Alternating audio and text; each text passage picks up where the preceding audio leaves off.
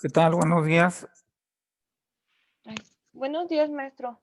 Estoy apenas abriendo los archivos de la computadora. Ah, muy bien.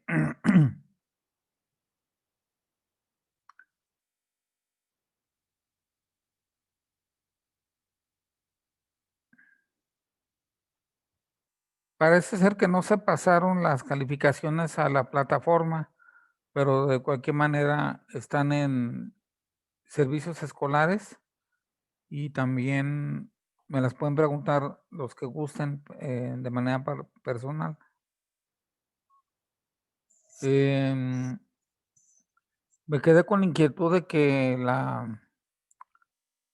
la vez pasada había como que cierta confusión en los trastornos borderline, que son los del último grupo que estamos viendo. No sé si sigue habiendo algún tipo de duda en ese sentido. Pues yo le di un repaso y sí acordé de las asociaciones, así, cuando pasa el borderline. Sí, pues la neurosis y la psicosis son conceptos que están muy bien delimitados. El neurótico tiene mucha ansiedad, mientras que el psicótico tiene una ansiedad menor. Em, el neurótico tiene mucha conciencia de lo que le pasa, inclusive sabe cuál es la causa de lo que le pasa, pero no puede liberarse de ello, está como atrapado. El psicótico no conoce lo que le pasa, no sabe, no se da cuenta y sí está también atrapado. Pero básicamente si nos movemos entre la neurosis y la psicosis, va a llegar un punto en el cual estemos en algo intermedio y eso precisamente es los trastornos limítrofes o borderlines. Algunos neuróticos, algunas neurosis aceptan ciertos grados de mala percepción, por así decirlo, y otros no, ¿verdad? Entonces hay algunos trastornos neuróticos que sí se comparten con los psicóticos, pero otros no. Entonces, pues básicamente de eso se trataría. Por ejemplo, en todo lo que es la neurosis, eh, las fobias se comparten con las psicosis, por supuesto, porque una persona fóbica puede tener una alteración de la realidad muy grave y sentirse bastante mal, y entonces ahí está el punto de encuentro con la psicosis.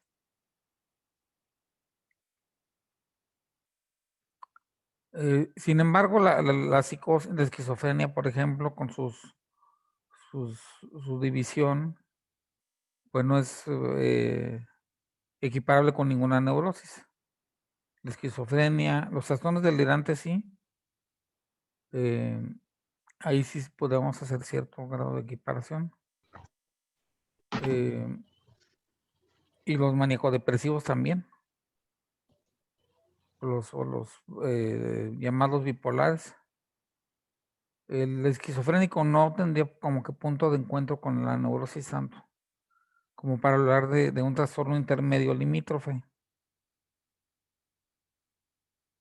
Las fobias son las más comunes. em,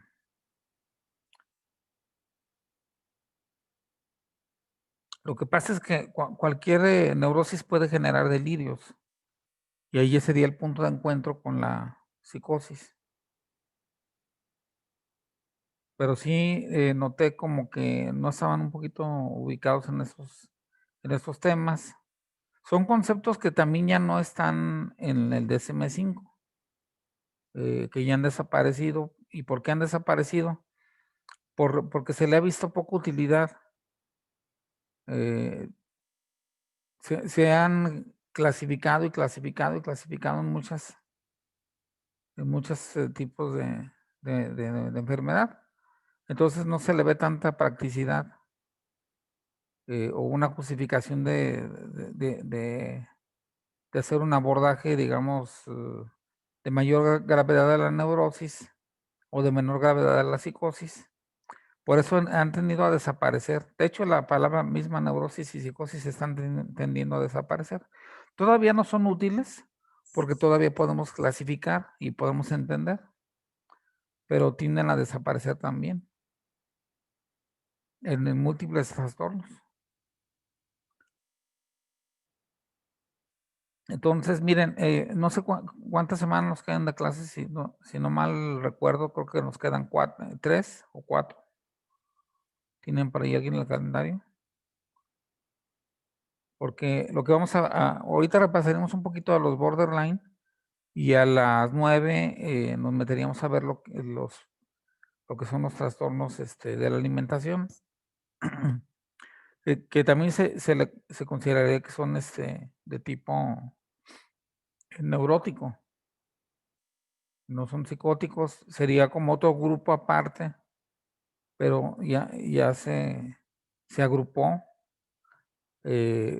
Hace algunos años ni siquiera se reconocía que hubiera un problema en la forma como la gente comía.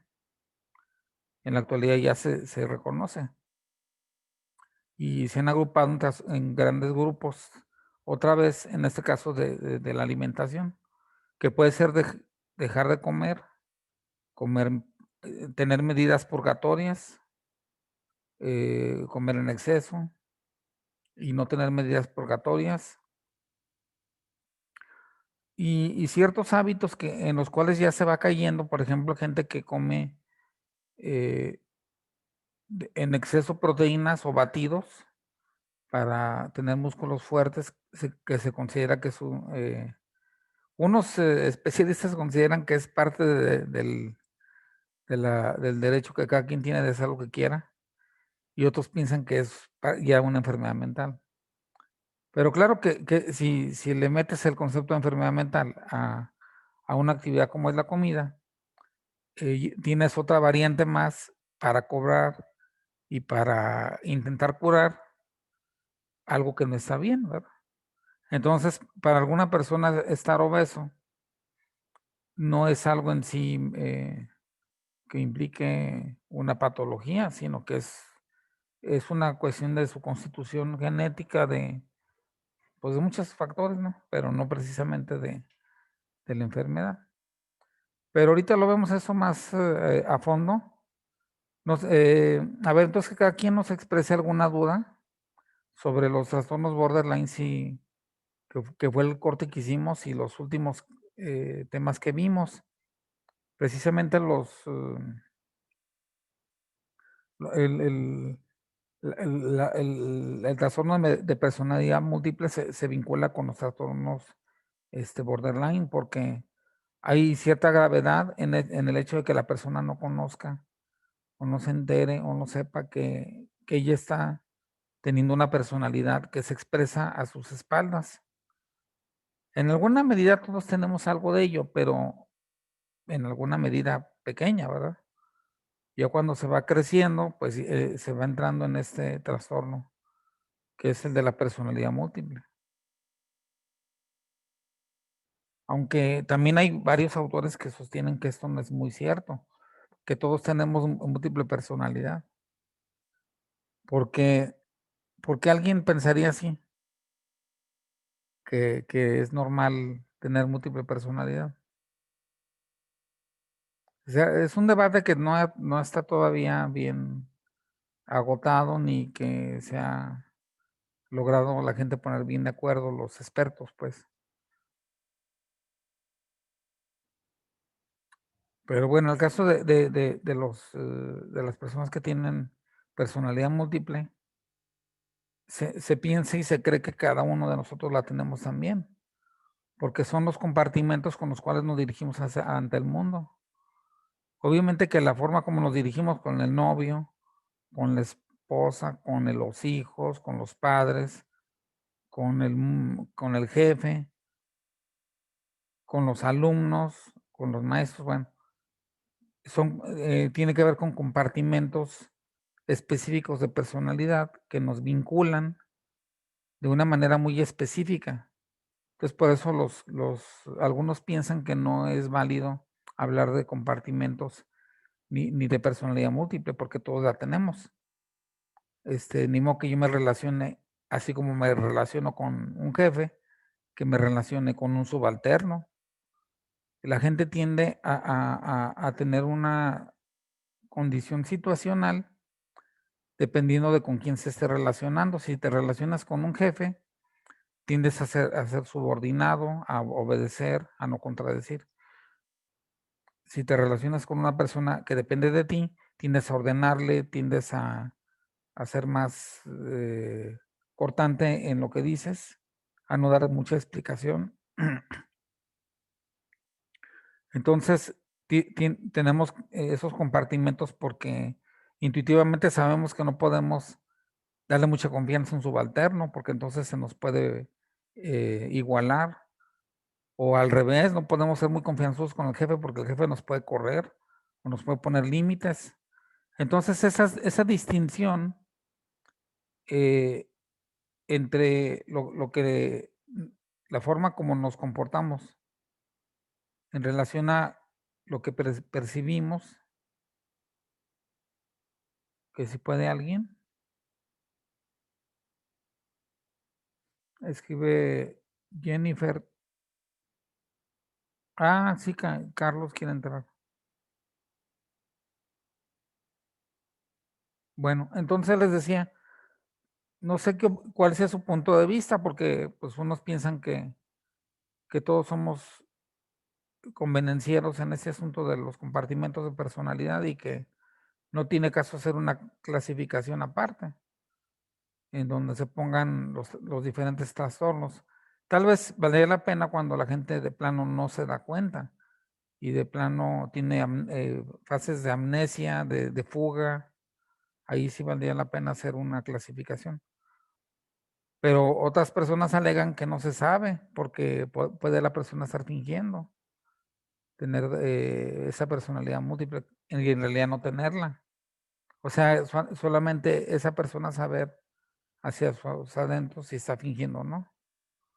Por eso se ha ido desgastando este concepto No sé ¿cuál es su punto de vista? A ver, Chema, ¿sí te queda claro de lo que estoy hablando? Sí, profe. Más bien yo ahí en donde lo que está diciendo, yo tengo una duda. Ajá. Más bien, ¿qué pasaría si como con el subordinado y con el jefe los tratas igual? Por ejemplo, de que, pues obviamente el otro tiene más poder, ¿no? Pero de que tú llegues con los dos igual de amable, igual de parejo.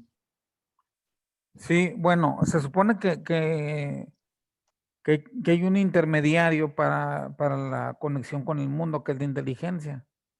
La inteligencia se va aprendiendo de manera muy lenta en la infancia, a través de los padres, a través de los consejos. Y dentro de los consejos de los padres y dentro de las reglas de la infancia, vas aprendiendo y asimilando a tratar de manera diferente a la gente, porque te conviene tratarla diferente.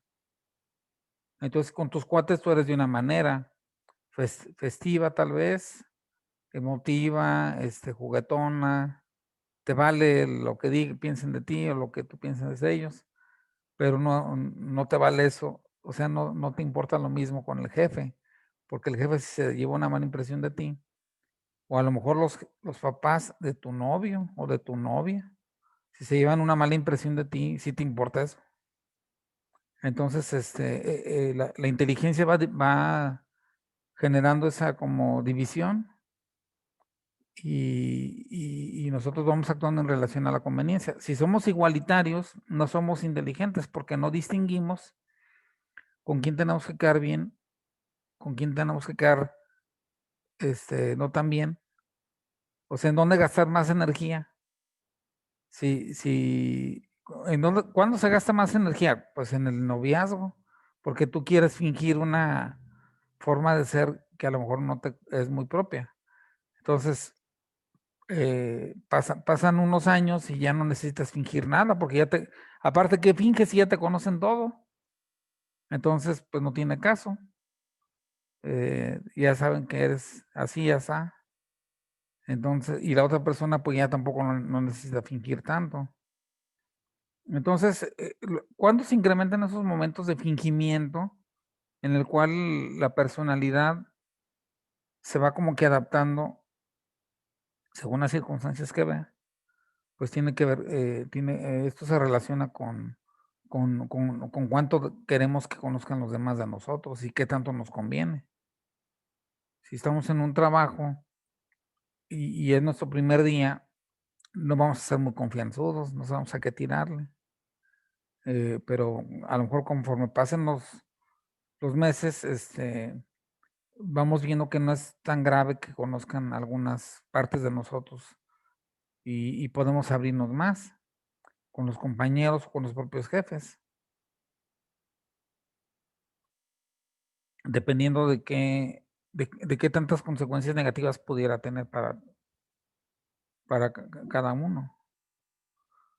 Por eso les digo, son conceptos que se están diluyendo y sobre todo de la personalidad múltiple.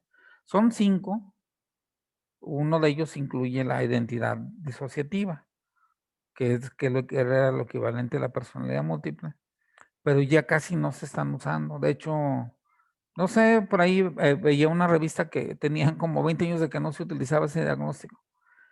Entonces, a lo mejor no es muy útil ya.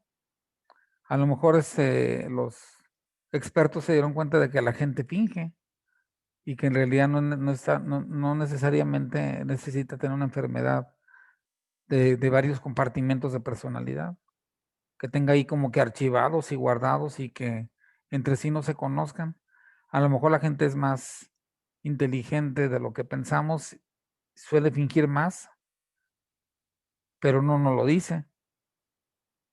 Entonces nosotros creemos que no está fingiendo, que está enferma, pero no, sí está fingiendo.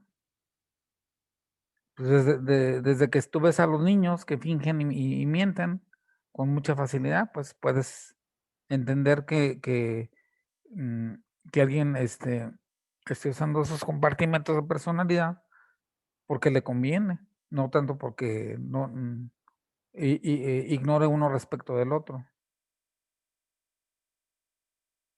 A ver, ya se integró Carlitos. ¿Tú cómo ves este asunto, Carlos?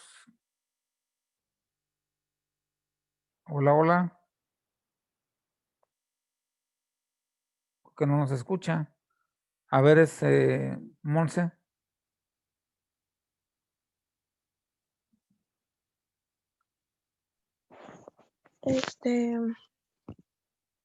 En cuestión de lo que mencionaba de que si es necesario clasificarlos, pues yo digo que sí, precisamente para eso, para saber diferenciar pues ahora sí que el nivel de gravedad de cada trastorno, porque como dice, todos obviamente tenemos a lo mejor poquito de algunas cosas, en este caso pues bipolaridad o no bipolaridad como tal, sino nada más como cambios de humor un poco drásticos, pero sí es necesario hacer esta diferenciación entre cada uno y no así como quedar pues sí como que una opinión al aire o algo así. Sí, pues ha crecido el número de trastornos por clasificar y se llaman entidades nosológicas, o sea, cuando hablamos de una enfermedad en concreto y la vamos diferenciando de otras enfermedades. Eso sigue ocurriendo. Aquí el detalle es que no, hay una tendencia a que no se englobe en borderline, por ejemplo, o en trastornos de la personalidad, sino que se deje tal cual. O sea, porque aparte, ¿cómo podemos saber si alguien tiene personalidad múltiple? ¿Porque nos lo platica? ¿Cómo lo podemos ver nosotros? Es muy difícil verlo para un psicólogo que está 1 hora con un paciente a la semana. ¿Cómo te das cuenta que tiene personalidad múltiple? O que tiene fugas de la realidad. Lo tiene que platicar alguien. Eso por fuerza. O bien te lo tiene que platicar la misma persona. Entonces, si te lo platica otra persona, alguien diferente al susodicho, es porque hay un contexto de estudiante, de trabajo, familiar tal vez. Entonces te lo tiene que platicar un familiar, un trabajador, o un compañero, o un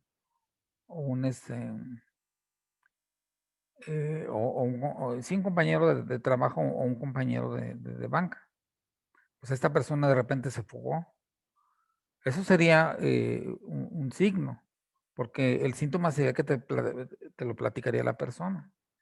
Pero la persona te pudiera platicar que ya no se dio cuenta, o que sí se dio cuenta, y si se dio cuenta, pues cuál es el sentido del trastorno. Si se dio cuenta, pues entonces yo me puedo dar cuenta también de muchas cosas que hago fingiéndolas hacer. Entonces no tiene mucho caso, ¿verdad? Pero si no se dio cuenta, ahí sí tendría mucho caso, porque entonces la persona estaría afectada y no pudiera controlar esa parte. Vamos a suponer que no se dio cuenta. O sea, si alguien lo narra, ¿quién me asegura a mí que sí se dio cuenta o que no se dio cuenta? Puede estar fingiendo. Por eso volvemos a lo mismo de que a lo mejor no es muy útil esa clasificación, porque la persona a fin de cuentas, que es a la que me voy a remitir, puede ser que esté fingiendo todo. Por eso les digo, son los argumentos que se han dado, de que todos tendemos a buscar los compartimentos que más nos convengan. Vean, por ejemplo, los prisioneros que están poco antes de salir, no aquí en México, en Estados Unidos, a su libertad condicional, cómo ellos juran no volver a matar, no volver a meterse en problemas con tal de salir. Pero eso solo, ¿a quién se lo curan? Se lo curan al comité, al comité que los está observando. Es un determinado comportamiento de personalidad.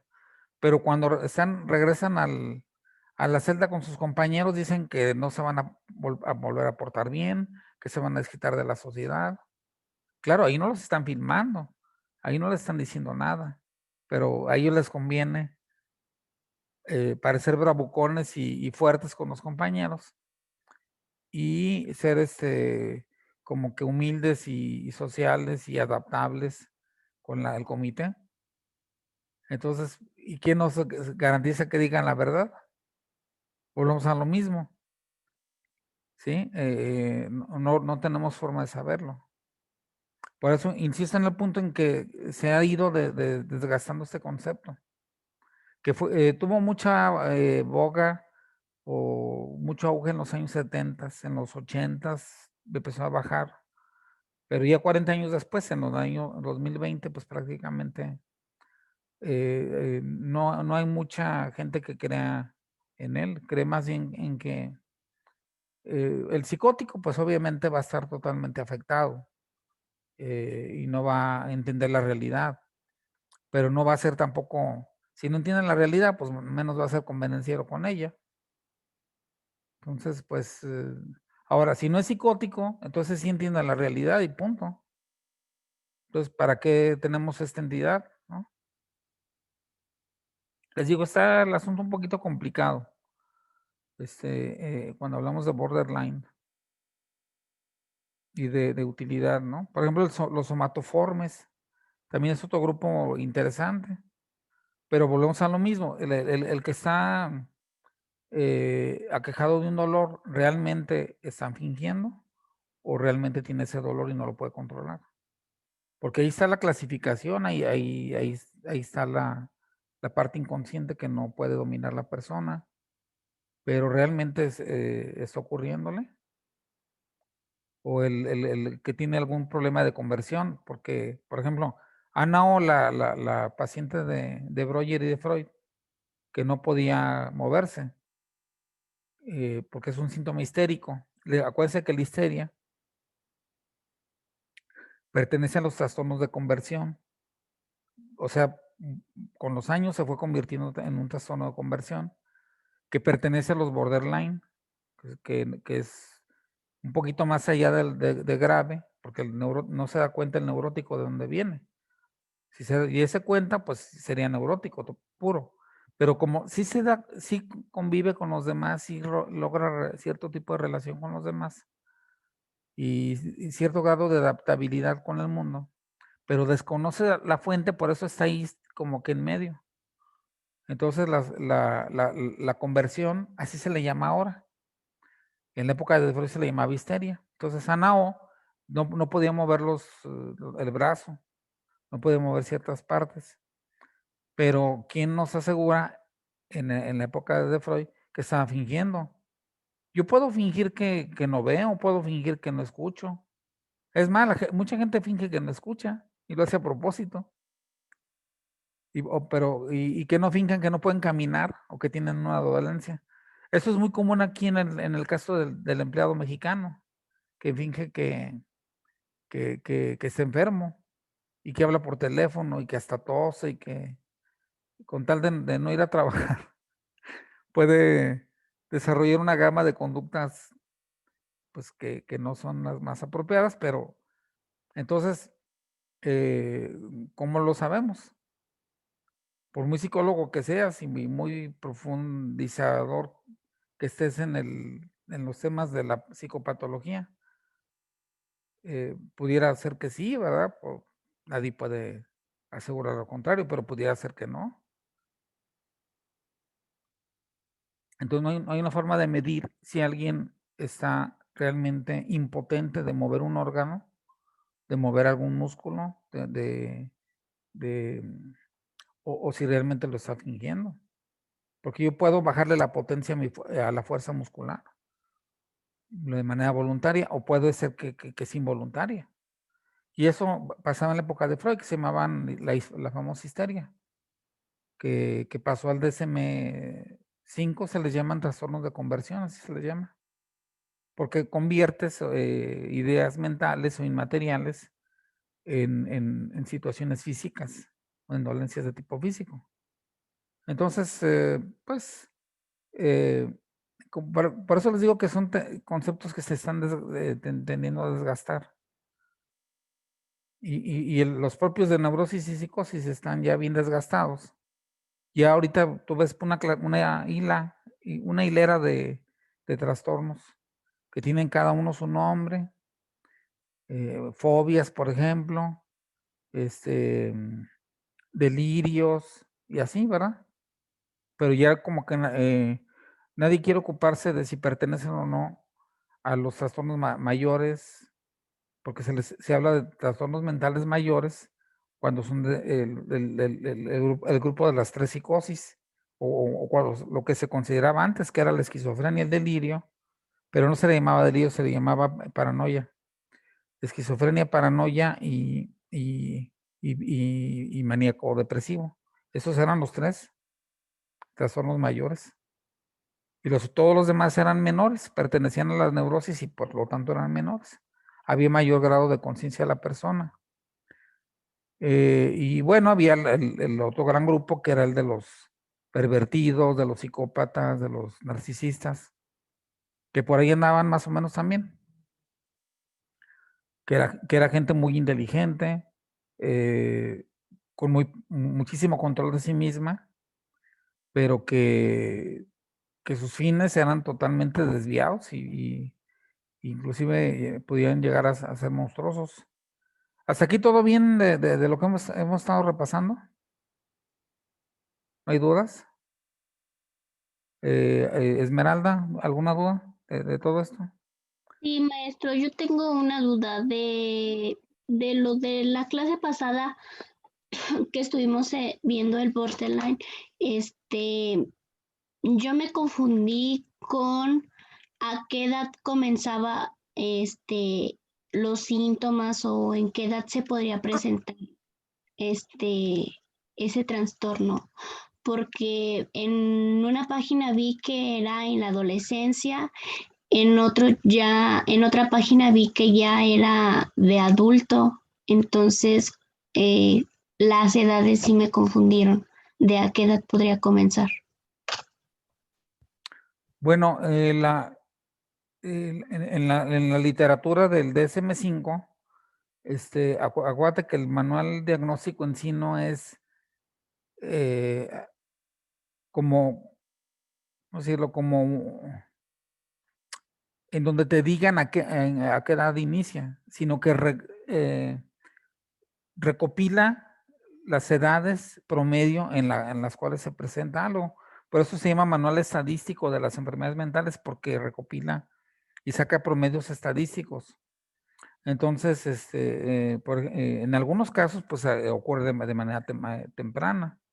En algunos casos, de manera no tanto, ¿verdad? Temprano hablamos de niñez. De manera tardía podemos hablar de adolescencia, poco antes de la adultez.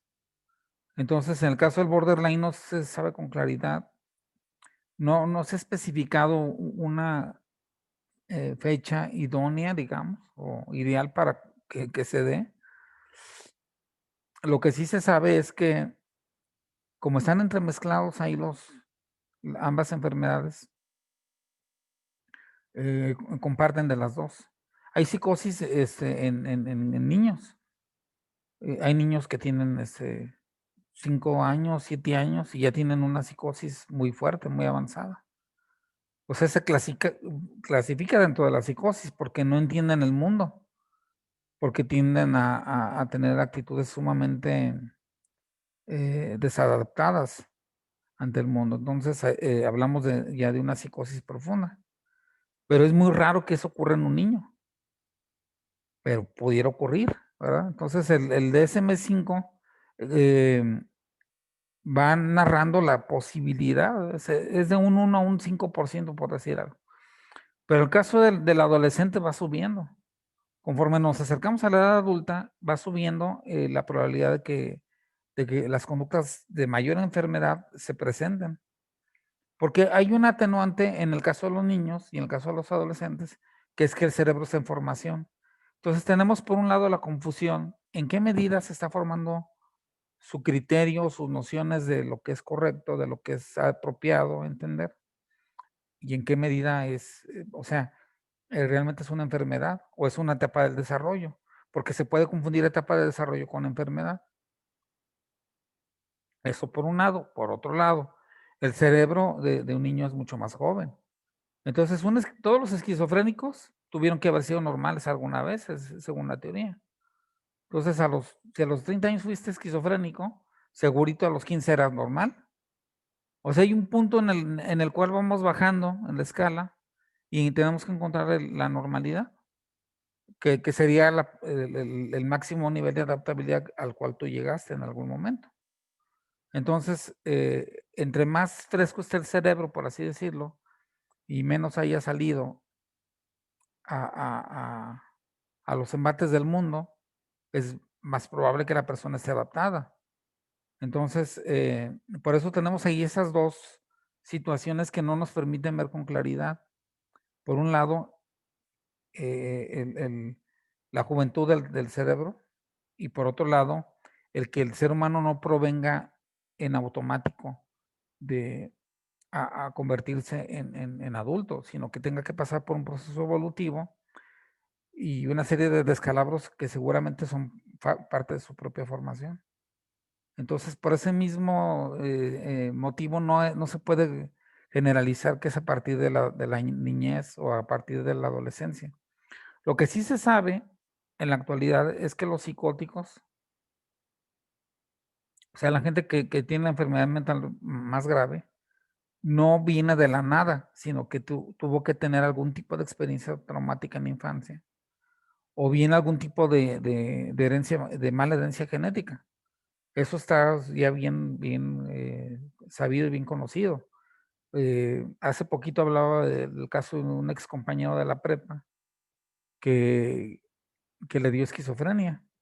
Pero podemos pensar, le cayó del cielo, le llegó así como que se le metió en el cerebro, pero si analizamos un poquito su historia, la historia de su familia, su mamá era esquizofrénica, su papá tenía Alzheimer, tenía una debilidad nerviosa tremenda. No era en sí esquizofrénico para el papá, pero tenía una debilidad cerebral muy fuerte. Entonces, nosotros sabemos que se van sumando factores. Tú tienes una herencia genética de uno de los progenitores de debilidad neuronal y la sumamos con que no entiendas el mundo, independientemente de si tienes o no una debilidad neuronal, que en el caso de la mamá, es el otro progenitor, nomás tuvo dos, o sea, un papá y una mamá, uno con Alzheimer temprano y otro con esquizofrenia temprana. ¿Qué le podemos predecir a esta persona? Seguramente que no iba a entender bien el mundo, ni las reglas. Entonces, nos vamos a Lacan, que es el gran estudioso de la psicosis, y nos dice que la psicosis no viene nada más por cuestiones de tipo genético, sino que tiene que ver con desilusiones con los padres. Entonces, el papá, por ejemplo, de este ex compañero, el papá lo desheredó. Como parte de su enfermedad mental, la madre lo manda a vivir con él aquí a León. Y como parte de la propia enfermedad de la esquizofrenia de la mamá, nunca logró tener una comunicación apropiada con él. Entonces ahí está el factor, fíjense, el factor genético, cómo se le suma el factor de la desilusión, lo que dice Lacan. Dice Lacan que para que haya una psicosis tiene que haber una desilusión. Él lo afirma y lo asegura y lo apuesta al efecto ambiental de la psicosis.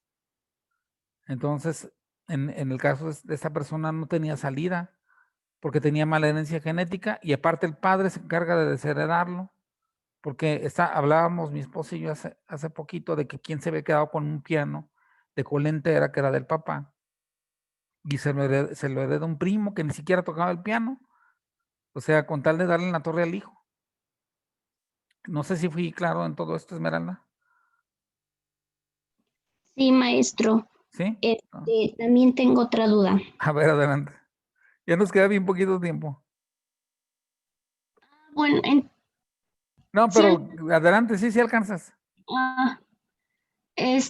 Bueno, la página donde vi dice que otros síntomas que llaman la atención es la bulimia y la depresión. eso no me quedó muy claro. ¿Por qué la bulimia?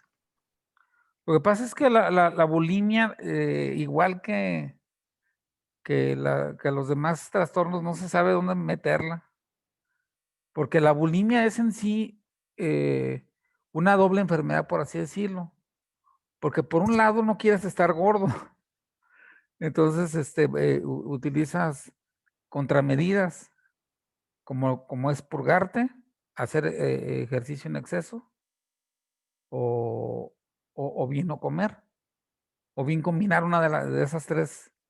Un día no comes, un día vomitas, otro día te purgas, ¿verdad? Entonces, bueno, ahí está la combinación. Pero la persona no quiere engordar. No, o sea, tiene problemas para controlarse. Entonces, aquí el detalle es que el impulso que lleva a comer no se puede controlar en su fuente. Entonces ahí no sabemos en qué medida sea neurosis o en qué medida sea psicosis. Por eso te aparecía la bulimia. Sí, porque no se sabe con cuál de las dos. Ya nos queda menos de un minuto. Bueno, entonces, no sé si hasta aquí te respondí, Esmeralda. Sí, maestro, muchas gracias. Sí, bueno, pues vamos a dejarle entonces aquí. Miren, ahorita entonces veamos los trastornos. Si quieren, nos vamos leyendo los de la alimentación. Ahorita nos conectamos a las 8:50, ¿les parece bien? Y ya para que no nos saque Zoom, mejor me